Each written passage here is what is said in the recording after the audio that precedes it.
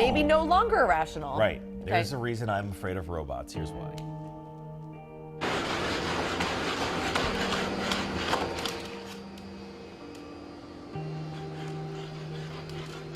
All right, so you're gonna watch this robot. His buddy can't get through the door.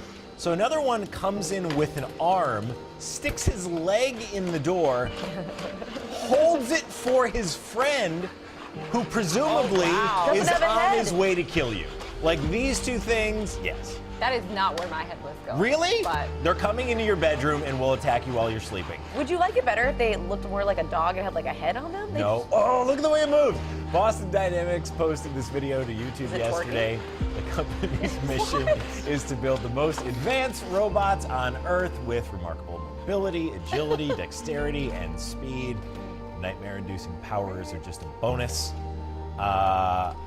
Doesn't this remind you of that scene in Jurassic Park where the velociraptors figure out how to open the door? Yes. I could see that.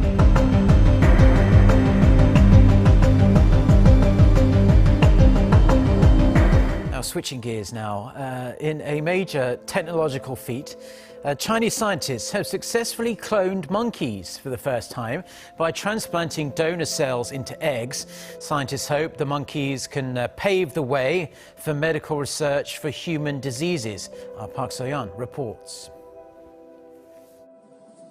In a world first, Chinese researchers have cloned 2 healthy monkeys by using the same technique that produced all the sheep 2 decades ago, breaking the barrier of cloning primate species. Zhong and Hua Hua, these twin long-tailed crab-eating macaques, are being hailed as a scientific breakthrough. This laboratory in China has succeeded where other researchers have failed. Scientists at the Institute of Neuroscience in Shanghai created the first cloned monkeys using a technique called somatic cell nuclear transfer. The cloning process began with a monkey egg and a monkey fetus cell. The genetically modified process in the laboratory then develops into an embryo, which was then implanted in a monkey. Eventually, the babies were born. What's novel about this process is the nuclei were transferred from fetal cells rather than adult ones. That's different from the world's first cloned animal, Dolly the sheep, which was created from only adult cells.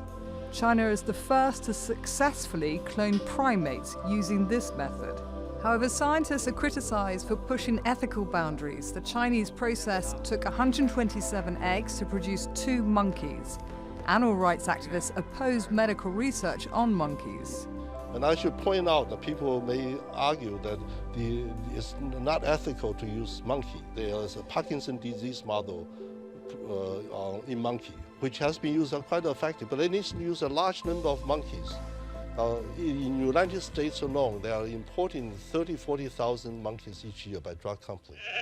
22 years ago, Dolly the sheep became the first mammal cloned from an adult, followed by nearly 24 more mammals, including dogs, cows, and pigs.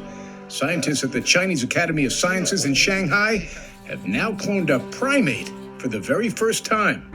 Dieter Egli is a researcher at Columbia University. I'm really astonished that they were able to make this happen. What makes it so astonishing? More than 20 years, we knew that you could clone sheep and horses and cats, but despite several attempts, everybody failed when cloning monkeys. The Chinese scientists say the goal is to create genetically identical monkeys to use in medical research, especially in the battle against Alzheimer's and Parkinson's, and that they have no intention of one day cloning humans. Marcy Duff. But the People for the Ethical Treatment of Animals, or PETA, are calling it a, quote, horror show, a waste of lives, time. Be able to have children, I'll even be able to decide the height, the intelligence, and any desired trait. This sounds like a dream, doesn't it? Being able to design your perfect child. Actually, being able to design generations and generations. But who is giving consent to this? Certainly not the unborn baby. I mean, who are we to alter millions of years of evolution just for a baby with blue eyes, a high IQ, and world-class speed? We have the technology to play God, to mess with nature. It's called CRISPR. What a funny name. With CRISPR, we can cut out undesired parts of DNA and replace them with arbitrarily generated desirable traits. Does it still sound like... Inside this advanced foundry, biologists, software engineers, and a fleet of automated robots are working side by side to crank up the speed of nature. They're taking synthetic DNA, remixing it, and programming microorganisms, turning these living samples into mini factories that could one day pump out new foods, fuels, and medicines. Every piece of DNA here is barcoded and cataloged in what's considered the world's largest genetically engineered strain bank. This biological assembly line is at the heart of an emerging field that's raising billions of dollars and attracting a ton of attention: synthetic biology. We are surrounded by biology. It's personal care products. It's the clothes we wear in form of cotton and hemp. It's the houses we live in. It's gasoline. It's medicine. And because biology isn't everything, if we have the power to engineer biology, we have the power to affect every single aspect of our life. Nature's had billions of years of trial and error to engineer biology and select its best designs. But we only just figured out how to read the source code 50 years ago. Because every living thing, you, me, this exotic bird, that oozing amoeba, are built from a unique set of instructions that come down to just 4 letters. It's the DNA that decides what the microorganism does. It's the DNA that decides what the organism looks like, how it acts, if it will grow or if it will not grow. It all comes down to DNA. But thanks to a few technology curves, we can now read, write, cut, and paste DNA faster and cheaper than ever, creating a whole new set of instructions beyond what nature intended. Synthetic biology is defined not by tools, but by intent. The vast majority of biologists in the world are looking to understand something more about nature and discover some secrets of nature as an end in and of itself, and that's a profoundly empowering pursuit. What we're trying to do in synthetic biology instead is engineer nature to do something that we want it to. So, synthesize a vitamin, or detect something in the environment, or make a food product that you don't normally make. All right, for the first time ever, American scientists have successfully repaired a faulty gene in human embryos, and they used gene editing to target a heart defect known for causing sudden cardiac arrest in young athletes. Now, this is a huge breakthrough in stopping inherited diseases, but is there a danger in changing our DNA for all future generations to come? Dr. Jeffrey Steinberg, who specializes in fertility issues, gender selection, and IVF, joins us now. Great to have you here, sir. Pleasure Good to to be see with you. you. Okay, so this is the first time that gene editing has been done here in the United States. It's a big deal. It's a big, big deal. Perhaps one of the biggest deals in the last century. But also controversial. Extremely controversial because, again, we can fix people, but we don't necessarily fix their children. In other words, they can pass these diseases on. This is the first time that we're making changes that can persist in the germline. So whatever changes we make is not going away. So we've got to be very careful about what's done. Okay, so what exactly is CRISPR, and what is the significance of this? It's actually CRISPR-Cas9. It's a technology that was actually discovered by accident, where we've known about DNA for a long, long time now. We know it controls almost everything about us, but we couldn't do anything to fix it. CRISPR is a technique used to actually use a piece of RNA, which is genetics, to direct a repair pair of scissors to a defect in DNA and actually snip out that defect. And then once that defect is snipped out, the DNA repairs itself, or we can insert a piece of good DNA. So that's a big, big deal. Picture this. In 15 years, you and your partner have a normal child, which means that she is not genetically modified. Let's say her name is Maya. Your neighbors, on the other hand, decided to go down a different path and named their genetically modified daughter Emma. Now, Emma is smarter, prettier, more talented, and scientifically proven to be better than your child. She's the perfect child, perfectly designed, but there has always been something off about her. She has to go to a different school, lead a different life which is very different from that of your child's. I mean, after all, she's a designer baby, perhaps a trophy child. Emma lives just next door, and somehow you know that she never gets sick, she never gets hurt or trips easily. She's definitely an asset to the government, who will most likely never have to spend large sums of money for her health care. Well then, maybe even the government might start to promote the production of designer babies. and your little Maya will find herself alone, filled in a world with perfect humans.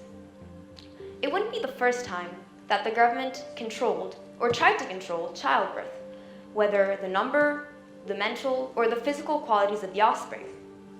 A modern example could be China's one-child policy. But I think that the most frightening example of eugenics was during the Nazi period. Hitler wanted a superior race, the Aryan race. He went through great lengths to achieve this, firstly by concentration camps, and then by sterilizing or executing individuals which he judged to be handicapped or cretins. Is this the world that you want your children to inherit? Is this what you want our race to become? Are identical. They are the first pair of cloned monkeys using the same technology that researchers used to clone Dolly the sheep in the mid-1990s. It is not an incremental progress. This is a major breakthrough. This proves that cloning monkeys is feasible. This is the culmination of 5 years of efforts of a research team. The cloning of primates was long considered to be fundamentally more difficult than cloning other mammals such as sheep and horses. 2 monkeys named Zongzong and Huahua were born in November and December of last year at a laboratory in Shanghai after 79 attempts.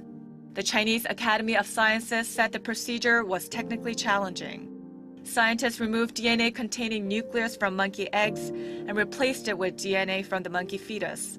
It's the first time this technology, called somatic cell nuclear transfer, has been used to clone non-human primates. Understands zeros and ones, that's the code. You can see biology in very much the same way, where DNA is the code. And if you can work with that, you can encode your organism. This all sounds like they're making GMOs, and you'd be right to make that association. Synthetic biology does leverage genetic engineering as a tool in its toolkit. But instead of engineering wheat, for instance, by adding or tweaking a specific gene to make it more drought resistant, synthetic biology has the potential to turn it into something totally different. You can create code that does not exist anywhere in nature. You can make up your complete own code. Josh and Jade both work at Ginkgo Bioworks, a synthetic biology startup that's kicking this concept into high gear. They have unconventional titles, like organism engineer and head of design, and give much of the lab bench work to the robots, freeing up their time for designing and tweaking. It's like taking a tour through the visitor center at Jurassic Park, just swap the dino blood for E. coli. We did a rough count the other day and realized that we'd worked in over 50 organisms or so in the last year. Some organisms are really good at making proteins. Some are really good at making fatty, hydrophobic molecules. Some are good at making drugs and vitamins. Some are really easy genetically to manipulate. And so rather than reinvent that in some organism, we want to make use of that. Once you pick an organism you want to run with, how exactly do you engineer it to do what you want? At Ginkgo, it's a classic engineering cycle: design, build, test. I lead a group of computational biologists and data scientists that is designing the experiments, designing the DNAs, designing the organisms and the genotypes to support the various organism engineering programs. I work with the Foundry to make sure that the overall vision of the organism engineering gets fulfilled. So step 1 is identify the DNA that you need and have the DNA synthesized. High-throughput DNA synthesis means that we can actually design DNA in a computer and then actually have a machine make it without us having to physically stitch together all these different pieces of DNA in the lab. Right. Is the phrase designer babies. Yes. Is there a chance down the road of people, oh, I want everybody to be blonde-haired and blue-eyed? There is a chance down the road. And again, you know, it's sort of like saying, should we not develop surgery because someday you'll be able to have your nose fixed, when all the time through we've been taking out appendices and saving lives. So it's just a matter of degrees. So yes, it will come to that. We're actually beginning that now, and we're going after eye color. Okay, so this is obviously the study was huge. Against the law, legal, like what's next? It's not against the law. The FDA's put certain restrictions on it. The British made the big leap. We were able to do it. We weren't able to do it in the US because of restrictions. The British went ahead and did it, and they fixed a horrible genetic disease.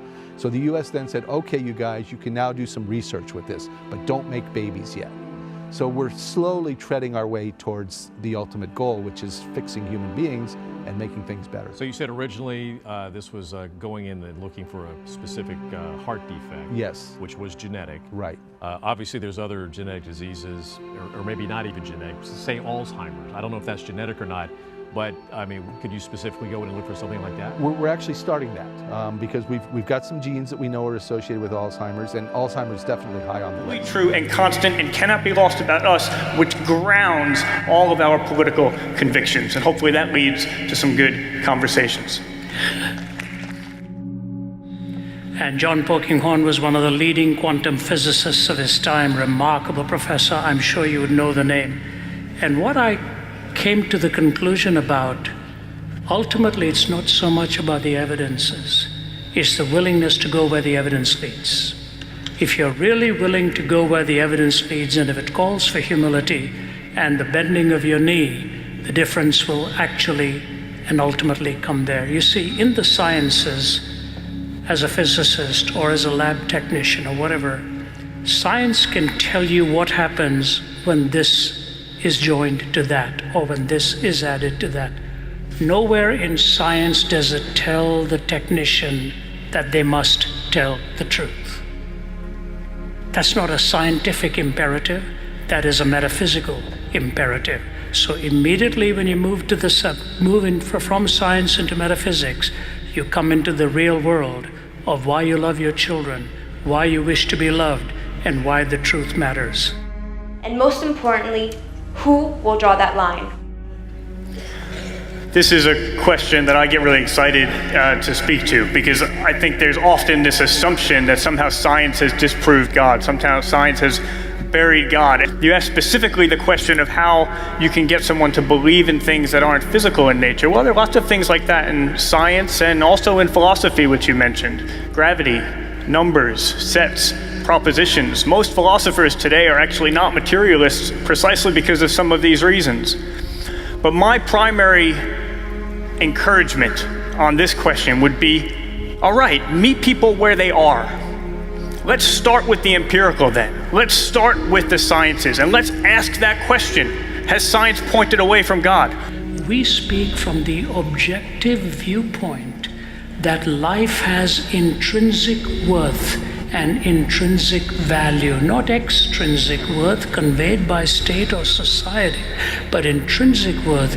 We talk so much about human rights, we have forgotten about the right to be human. And so your point is very well taken. I commend you for thinking about that. I just think you speak as one who has a coherent worldview as to why this issue is important, not representing an institution, but representing the absolutes that have built your life, the absolute of dignity, of essential value, of life, of marriage, of home, and of the future. Let me just take this one step further. The very basis of all science, the regularity of the universe, the fact that we can expect that in the next second and the next minute and tomorrow, gravity, for instance, is going to have exactly the same strength. Why do we just assume that? Somebody might say, well, that's the way it's always been. But that's not an answer, that's the question. Why has it always been the same? And why can we assume it's always going to be the same in the future with perfect regularity? I actually think on logic alone, you have no answer to that question. Einstein said the universe's incomprehensibility, the greatest incomprehensibility, is that it is comprehensible. Why do we have this regular universe that we can actually perform experiments on and discover scientifically? I think only God makes sense of that. And so bring that into the conversation. Maybe it's the case not't that science hasn't disproved God, but that only God proves science. I hope that's helpful.